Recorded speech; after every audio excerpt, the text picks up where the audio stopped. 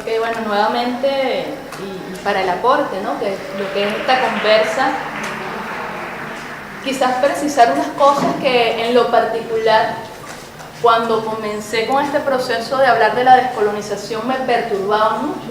Una de las primeras cosas era que entender que yo no tenía culpa y que ninguno de nosotros tiene culpa de tener esta carga histórica y esta carga de creencias que tenemos. Ninguno de ustedes es culpable de tener las creencias que tienen.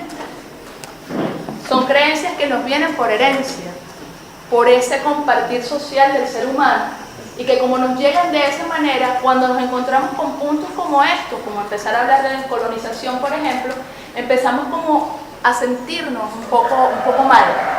¿Será que es mi culpa? ¿No? Nos empezamos a preguntar. Pero también nos encontramos con gente que empieza a hablarnos de descolonización como si nosotros fuésemos los culpables de eso, ¿sí? Como si nosotros fuésemos los culpables que hoy día estamos vestidos como estamos vestidos, dijéramos y hablando un poco en el argot descolonizador, como se visten los occidentales, ¿sí? Pero descolonización tampoco es negar todo aquello que ya somos, porque empezaríamos por negar algo fundamental para nosotros, que es el idioma. Por un idioma que no conocemos, que aunque queramos conocer lo que son los múltiples idiomas originarios que estaban aquí, establecidos antes de la cruz y la espada, ¿sí? Los desconocemos porque quedaron borrados. Podemos aproximarnos a esos idiomas a través de la toponimia, a través incluso de esas palabras que están aquí, incluso que hemos hecho y apropiado nuestro, ¿no? E incluso buscarle algunos significados, pero más allá de eso, esa conexión con el mundo ancestral, que es otros elementos que presenta la descolonización, que a veces se presenta como muy radicalizada, ¿sí?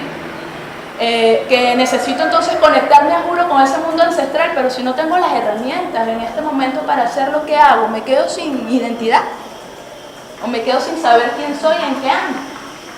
Entonces, esos elementos yo creo que son importantes puntualizarlos, sobre todo con un público como el que tenemos ahorita, mayoritariamente joven, donde nosotros no somos los culpables de la identidad ni de las tradiciones que tenemos, pero sí somos responsables de qué vamos a hacer una vez que empecemos a tomar conciencia de ello.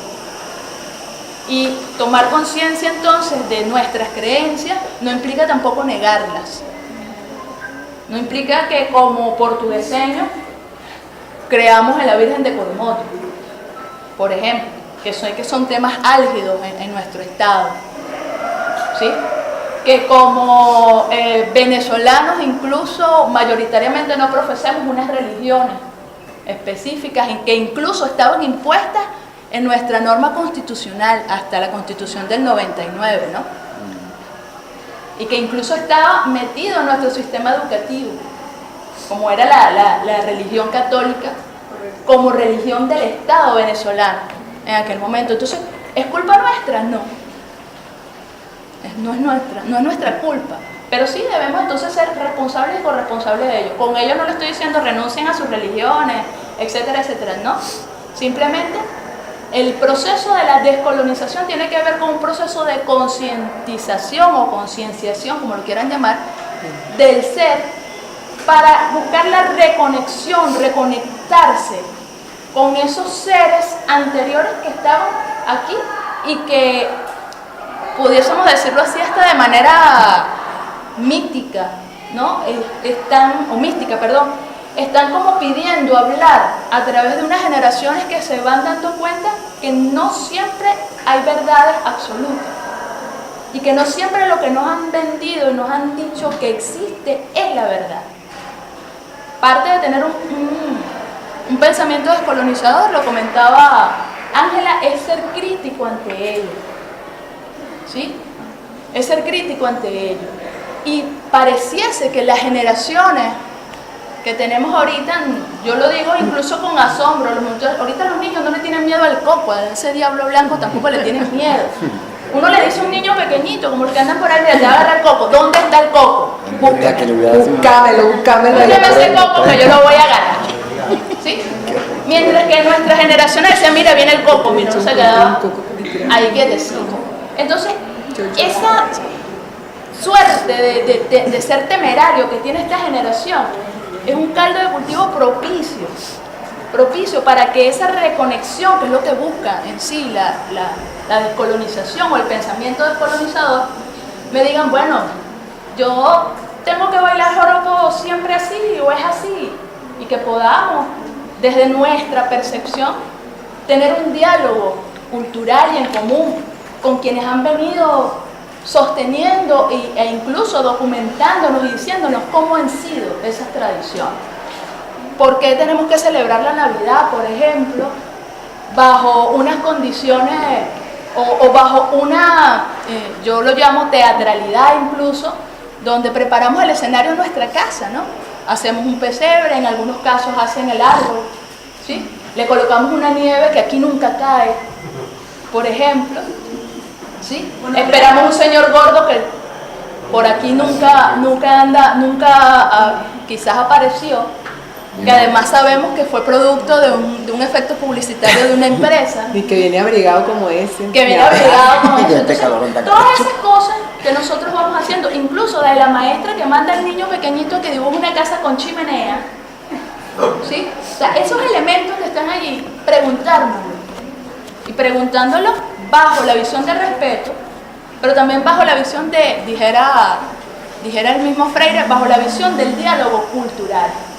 Porque nos encontramos culturalmente, a veces nos damos golpes tremendos, como pasó con el proceso colonizador, que no fue un encuentro bonito, ¿no?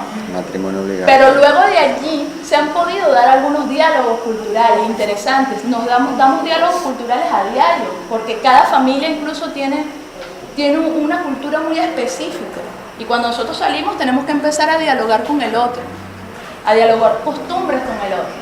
Entonces, yo creo que es importante que tengamos claro qué es eso. No es el pensamiento descolonizador, o por lo menos el que estamos proponiendo, el que la universidad incluso abraza desde hace un año y tanto, que vino a como ya a destaparse y a decir, no, sí, mire, nosotros estamos aquí con el pensamiento crítico descolonial. No es un pensamiento crítico descolonial extremo. No lo es, no es radical. Es un pensamiento decolonial que intenta dialogar con las verdades del otro, que intenta decir que no hay una sola verdad, sino que hay muchas verdades. Que no solo se es blanco y se es negro, sino que para llegar a blanco y a negro hay muchos matices que transitar. Y que a lo mejor yo me ubico en uno de esos matices. Entonces, además es un pensamiento decolonial que no empieza tampoco a aplicar las mismas recetas que nos ha aplicado la colonización a nosotros, como es la racialización. No es que ahora todo lo blanco es malo, ¿ok? No es que ahora todo lo externo es malo, porque entonces también caemos en otro extremo, caemos en otras situaciones, sino donde intentamos, bueno, existe lo blanco, existe lo negro, existe lo gris, existe lo multicolor. Y está allí, existe esa diversidad, y se valora de acuerdo a ello. Entonces, me encanta la conversa como se ha dado, porque ciertamente hemos tocado diferentes tópicos, pero vamos llegando a esos elementos, porque van saliendo, porque incluso esto es un proceso descolonizador. ¿Okay? Gracias.